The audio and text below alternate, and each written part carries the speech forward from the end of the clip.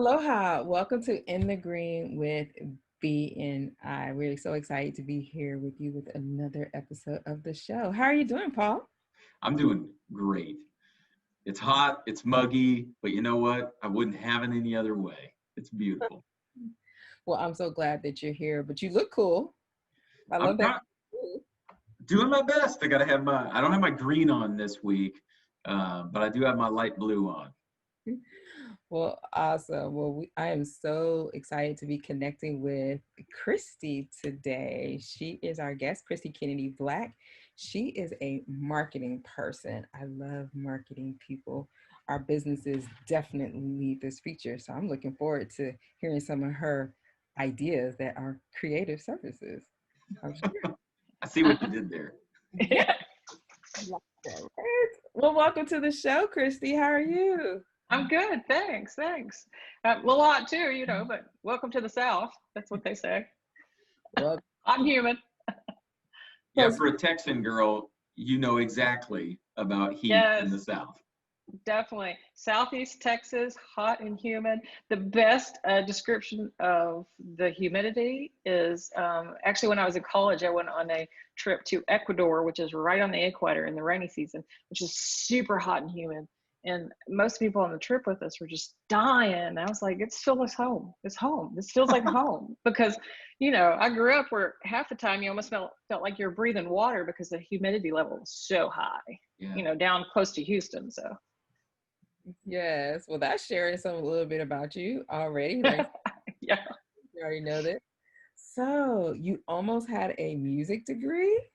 Yeah, I actually, believe it or not, started off college on scholarship for vocal. So, but, the most practical degree to get in that was to actually teach. And I had no desire to teach like choir or anything like that. So I actually switched, and no, it's not in the marketing. I actually switched to a counseling degree. So I have a counseling degree with a minor in psychology, which you could say actually lends itself to what I do very well, because there is a psychology to marketing. Absolutely. And then you can also sing the theme song that somebody would create. That's absolutely. Absolutely, I could bust out an aria for you right now if you wanted. Exactly. All right, bring it. Come on. So you joined BNI in 2019. Yes. To have you as a member. So with that, we like to start off with, what is your favorite BNI core value and why? There's a lot of them that I like a lot. And so if you'll forgive me, I'm probably going to pick two of them. Oh. I really like accountability, because the truth is we all need to be accountable. Now, I always say, working for yourself, you always are answering to someone. But sometimes you need somebody to just give you that accountability so that you're doing those activities for yourself that you need to be doing, instead of kind of resting on your laurels, so to speak. But then I'd also want to point out givers gain, because there is a true, just fundamental truth to the fact that if you give, you end up receiving more than you give. And I don't necessarily even mean monetarily. But the truth is, if you go in with the thought that I'm going to help someone, no strings attached, it come back threefold. And if you ever get in a room with a bunch of leaders, you'll be interested to know that some of the most effective leaders have a much bigger emphasis on giving than they do receiving. Mm-hmm. So I think that's a huge core value that's important. Kristy, I couldn't agree anymore. I think that fundamentally is the uniqueness and the difference between BNI and virtually any other lead or networking organization. That's true, because they focus on the giving and helping each other in that help section of it so much more than what can you give me, what can you give me. Mm-hmm. Thanks for sharing that. That's awesome. No problem. Okay, so we've got some really fun but very diverse things on the screen. Tell us a little bit about, what are we looking at? This is just a small sampling. I've been actually doing Idea Creative Services since 2000. And if you knew the age of my oldest child, you would understand that, because she will be 20 this year. But and this is just a small section of some of the design stuff that I've done. I've done these, the books. This is an author named Bernard Burgess that writes a series. It's like a mystery series, and I've done his covers. I've done quite a lot for the Arkansas Symphony Orchestra. So almost in the last probably 20 years, you probably, if you've seen any of the orchestra work, have seen some of the graphics that I've done. Sometimes my design stuff is as simple as doing a card that's kind of, here's a design that can be used over and over, or a t-shirt design that basically captures the theme of something. Or if you look at the bottom there, that's actually a 78-page catalog that I do about every year or two for a company that does furniture and glass design. So a lot of the stuff that I do is very varied when it comes to the design stuff. But if you take something like the Mosaic brochure for their fundraising campaign, it's just as important as a book cover that captures your attention when you look at it, because you want the personality of what you're doing and the purpose to come through in whatever you're designing. So that's just a small sampling of some of the design work stuff. This stuff looks amazing, but I cannot just go past. Okay, we are BNI of the Ozarks, and there used to be like this little show that people are. We are great. We're not just murdering people in the that's actually his fourth book in the series. Yes. It basically, that's what's funny is he lives here, and his other books, the Nickel Dime, The Missing, and Into the Light, were actually set in Nebraska and that sort of area of the world. And his fans kept saying, why don't you do it something in Arkansas, because you're already, there. So that's why he did the Murder in the Ozarks. But I'd tell you how it ends, but I don't want to ruin it if you actually want to read the book, because I promise you they're pretty good. Yeah, don't have to tell us that, but I just couldn't let that pass. No, we don't do that here. So what about this, the social media and reputation? Like, how do you serve in this area? Basically, like a lot of times, like some of these are different, like smatterings of different social type things. We have the ads, which like there's a couple of web ads on there. There's Instagram posts and a plan for putting those together. This is for actually in Texas. It's a restaurant in Texas that I help them with some of their social. But the Prima is actually, that one is actually an email campaign before they went to a show and that type of thing. So some of it is design type stuff, but then other is basically the management and scheduling. Because the truth is, if you know the statistics, to be noticed generally for your business on Facebook, you have to be posting 1 to 2 times a day, which quite frankly, which is funny. I really, honestly, I'll be honest, I don't do it for myself very well. I'm great for doing it for my clients, but we don't always have the time to do that. You know what I'm saying? And then something like 68% of people are starting to actually look at social when they are looking for who they want to use. Because the truth is, the way the funnel used to work is you would go, you'd look, maybe go in the store and look and everything, and then buy. But now you have another step in there where people actually use social media or their phone to search and figure out the reputation of a company before they actually do the buying, right? So with the social media and stuff, I mean, sometimes it's as simple as, hey, let's make this a campaign or do this so that it looks and it exudes your personality and who you are as a business. But then other times, if you notice this little corner on the left, right under where it says it, where it's got 70% there on it, this is actually a report I can do where I go through, I put your information in there, and I can do a report on there that shows you, hey, this is how you're doing on your listings where people can find you. This is how you're doing on your advertising. This is how you're doing on your reputation score, which is basically your Google stars and that type of thing. And take that through the report, show you how you're doing, and then show you how you can improve it. It's a great little tool. Generally speaking, for BNI members, it's something that I'll do free if they want to. But then if they want to keep doing it month after month, then there's a charge, but it's very minimal charge on that. So, but it's just kind of a small overview of some of the social media stuff I do, which has to do with, like I said, you're managing your accounts, but then also managing and seeing what's working with actual tools that measure how effective an ad is that you actually put on Facebook ads, Google ads, that type of thing. Instagram as well, actually.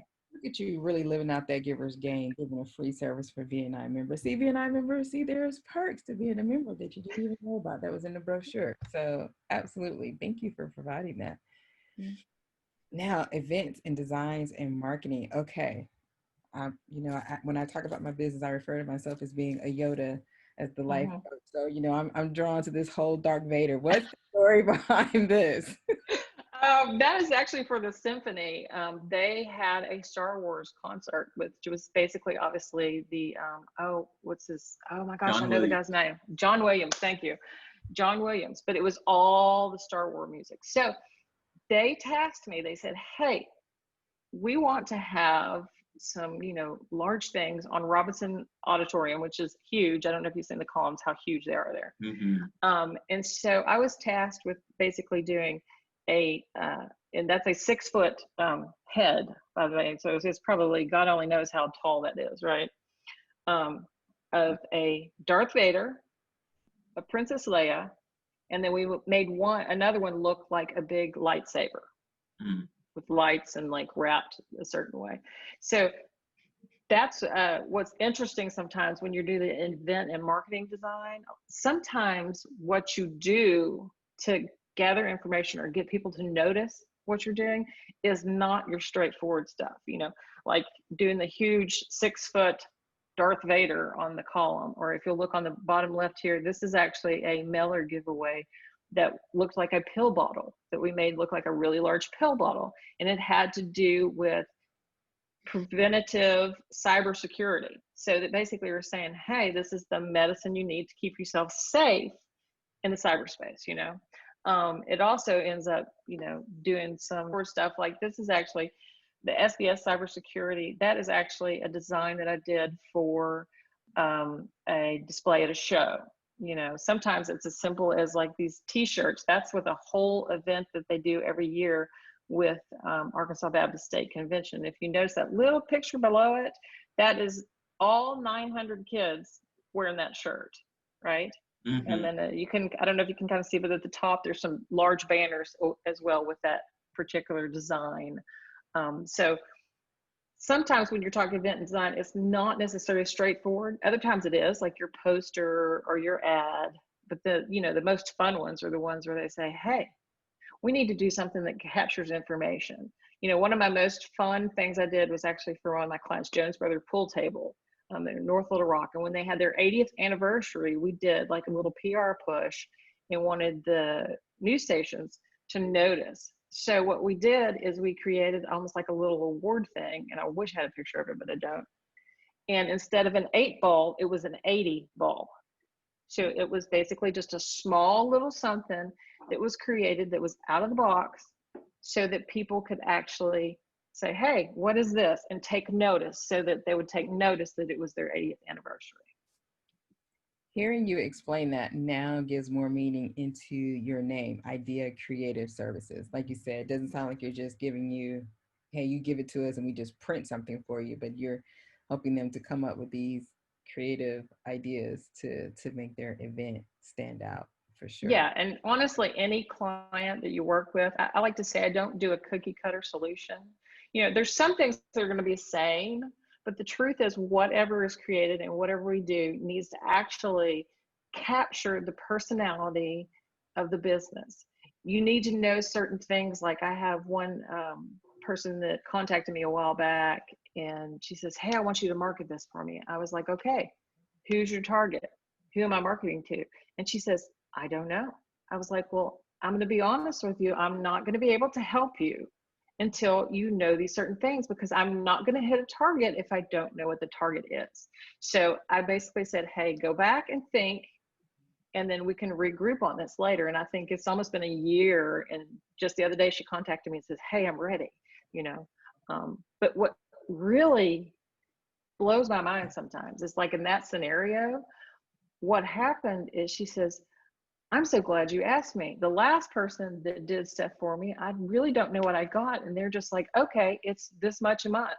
They didn't bother to ask who the target was, what they were trying to accomplish, and learn about what they were marketing and the personality so that they could basically make that go through what they were doing. So, it's not cookie cutter. It's very unique because each business is unique. Absolutely. Well, thank you for sharing that so much and learning more about your business. Okay, Kristy. So this is a tough question, but this is where the rubber meets the road, right? Where the rubber meets the road. So in BNI, we talked about our values, but a great question we love to ask everybody is, why should I invest my time and money in BNI? And as a marketing expert, I expect you are one of the best to answer this. I was going to say, I'm going to take this from a marketing perspective, because the truth is I can do my job, but the best lead you are ever going to get, and actually it's a referral because it's BNI, right? But the best customers and people you're ever going to get are going to be people that are referred, because you have credibility already with them. It's like immediate credibility. And it's kind of that, well, my friend trusts them, so I can trust them. We always say that one of the most powerful things in marketing is the testimonial. So essentially, a referral is adjacent to a testimonial, because the person that is passing you along or referring you is essentially saying, hey, they're great to work with, and I have experience with them, so you can trust them, which is priceless as far as marketing and as far as getting yourself out there and known. And the truth is, when you've got somebody that you get that from and you do a great job for them, they can end up being your champion. And then it's just exponential in the way it grows. So BNI is super, super great system, because what's built in is the whole referral system. We get to know each other very well, so that I feel safe saying, hey, Felicia is going to be fantastic if you want a coach, or saying, hey, you need some financial stuff, Paul is your guy, so that basically I've had experience and I know you guys, so I know you can trust, I can trust you. And so I trust you giving the people that I care about, so I think it's worth every penny. If you looked at the numbers in our chapter, my gosh, I want to say that it is insane. I think it's over $2,000 per person. I want to say even per month that we have actually gotten a return on what we've put in there, because I want to say we're like about 250 plus thousand for this year, and it's just exponential in what it does. And honestly, in this pandemic time, where people are having to work even harder to get out in front of others, it's been a lifesaver, I know, for a lot of people in our group, honestly. Well, let's give a shout out. What is your chapter? I've got, of course, Powerhouse. Powerhouse. Come on and join us. We'd love you to. Power. Well, Kristy, this is our favorite part of the podcast, is when we get to celebrate you and recognize you. You are officially in the green. Woo! Congratulations. Thanks for the way that you embody the giver's gain spirit. And thanks for the way that you represent BNI in all areas of your business and life. And for those that are on this podcast right now and are interested in getting in touch with Kristy, you had her contact, you know how to get it. And for those that are watching this and they're asking, how do I get the same value out of BNI? How do I get started with BNI? It's this easy. Take out your phone, hold your camera up to the QR code on the screen, and that'll take you to a link where you can find out more about how do you get started with BNI in your area, no matter where you are in the country or almost the world. So again, thank you, Kristy, so much for joining us and sharing what it is that you do in your business. And thank you, viewers, for out there for watching another episode of In the Green with BNI. I'm Felicia Johnson. I'm Paul Kroger. I'm Kristy. Black. And this is In the Green with BNI. See you next time.